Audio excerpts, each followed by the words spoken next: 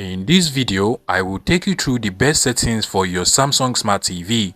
Now trust me, it doesn't matter the type or size of Samsung Smart TV you have, this video is going to help you get the most out of any Samsung Smart TV you have. So if you recently got a brand new Samsung Smart TV, or you just want to get the best picture quality, sound quality and other interesting features on your Samsung Smart TV, then you want to go ahead and follow this video from the start to finish and then apply every settings I am going to take you through to your Samsung Smart TV as well. So first things first, you want to head over to the settings of your Samsung Smart TV using your remote control. So go ahead and select the settings. Now from the top, we have the picture settings, and for the picture settings, we have the picture mode as one of the options. Now for this option, it is usually recommended that you set your picture mode to standard, except there is actually a specific kind of content you're watching on your Samsung Smart TV. So take for instance, if you're watching movies, then you can just go ahead and set it to movie, and depending on the model of Samsung Smart TV you have, there might also be other options available for you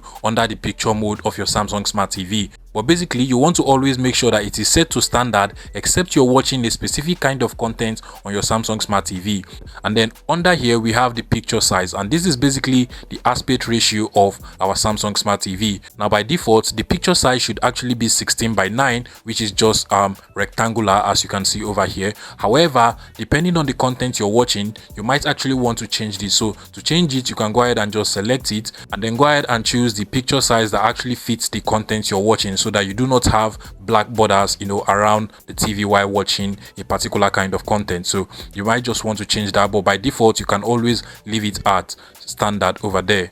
You also want to make sure that auto wide is turned on, so that your TV automatically renders any picture on the TV to fit the TV screen. So it widens everything to just fit the TV screen. So make sure that auto wide is turned on if it is not turned on your Samsung Smart TV. Now that will be all for the picture size, and then under the expert settings over here, you want to go ahead and apply the following settings to the expert settings of your Samsung Smart TV to get the most out of your Samsung Smart TV. So first things first, you want to set your brightness to 30. So just go ahead and reduce your brightness to 30 from whatever it is, and then you just want to scroll down to contrast, and for contrast you want to go ahead and set it to 45. Then scroll down to sharpness, go ahead and set this to 5, and then scroll down to color, and for color you want to just leave this at 25. Then scroll down to tint as well, and just go ahead and leave this at 0. So make sure that tint is set to 0. So just go ahead and make sure that everything is set as it is over here.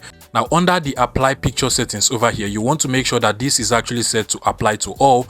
Now make sure that noise reduction is also turned on, and then you want to just scroll down and make sure that every other thing is set as it is over here on my Samsung Smart TV. So make sure that color tone is standard, and every other thing is just as it should be. Now finally, at this point, if you ever want to reset the picture settings of your Samsung Smart TV, then you can go ahead and just reset it directly from here. So basically that is what that option is for. And for the sound settings over here, we have the sound output, and from this option you can go ahead and select the output that you actually want for your Samsung Smart TV. So if your Samsung Smart TV is connected through maybe a Bluetooth speaker, then you want to go ahead and select the Bluetooth speaker list and then connect it to that particular Bluetooth speaker if it is not connected. Also, if there is an optical cable connection, then go ahead and select optical. You might also get the HDMI connection option if you connect a HDMI device like a soundbar or a speaker to the Samsung Smart TV. So you can just go ahead and select that option as well.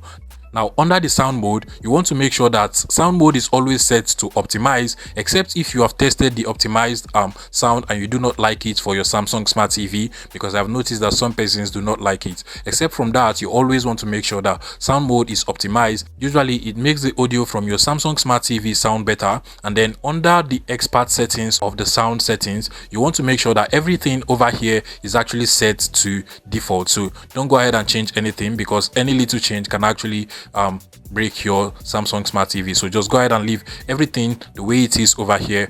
Now if you go over to the next option on our Samsung Smart TV, which is actually broadcasting, this option is only useful if you have something like a broadcasting channel, like an antenna connected to the antenna port on your Samsung Smart TV. But if you do not have that, then you can just go ahead and leave this. But basically there is nothing you should do here except you have like an antenna connected to your Samsung Smart TV. Now moving over to the general settings, over here we have other things you can actually do and optimize on your Samsung Smart TV to get the most out of the TV. And under accessibility over over here, you want to make sure that voice guide is always turned off, except you're new to the Samsung Smart TV and you always want the TV to speak out explaining every option on the TV for you using some AI voice from the TV. You want to go ahead and turn this off, except that you want to make sure that this is actually turned off. Now the picture off option basically turns off the screen of the TV while the audio is still playing from the TV, and for now we basically do not need this option. Then if you scroll down to the high contrast option, from here you can go ahead and turn this on if you actually want the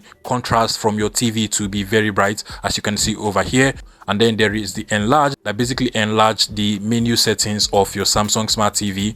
There is absolutely nothing you have to do for all of these options except for the subtitle settings that basically turns on subtitles or captions for your Samsung Smart TV. So if you want captions, you want to go ahead and turn this on, but if you do not want captions on your Samsung Smart TV, then you want to go ahead and leave this to off. Now finally, there is the remote repeat settings, and then you want to make sure that this is always turned off except you have some issues with your remote control. Now coming out from the accessibility settings, you want to come down to network, and from here you can just basically connect your Samsung Smart TV to any Wi-Fi or hotspot networks. There is also the Ethernet option that allows you to connect your Samsung Smart TV to a wired Wi-Fi if you actually want to. And there is also the system settings, and from here you can do a couple of things as well. For instance, you can go ahead and set timer for your Samsung Smart TV. There is the language option that allows you to change the language of your Samsung Smart TV. Here you can also rename your Samsung Smart TV if you want to, and over here you want to also make sure that your Samsung account is also logged into your Samsung Smart TV,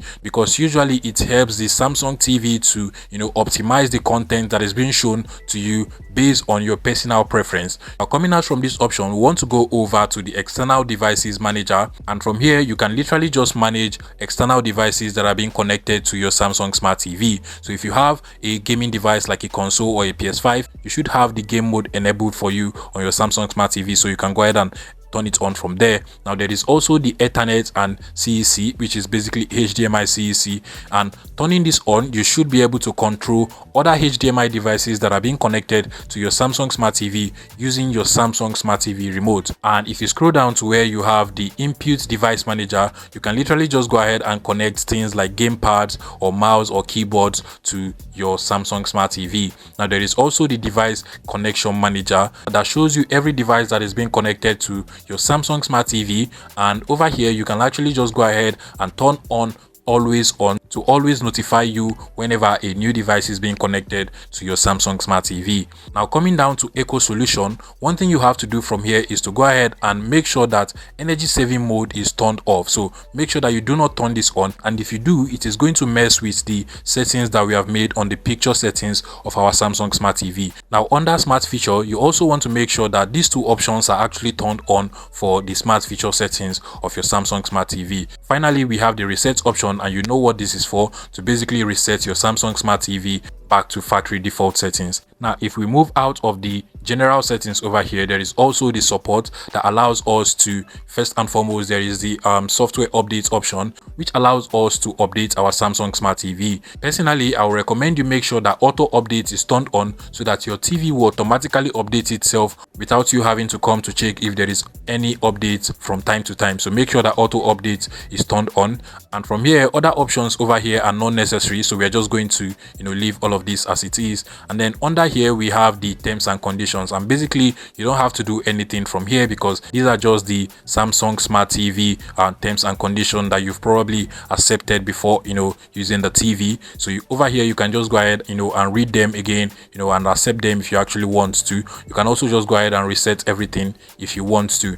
If you find this video useful, please make sure you smash the like button and subscribe to this YouTube channel for more interesting tech tips like this one.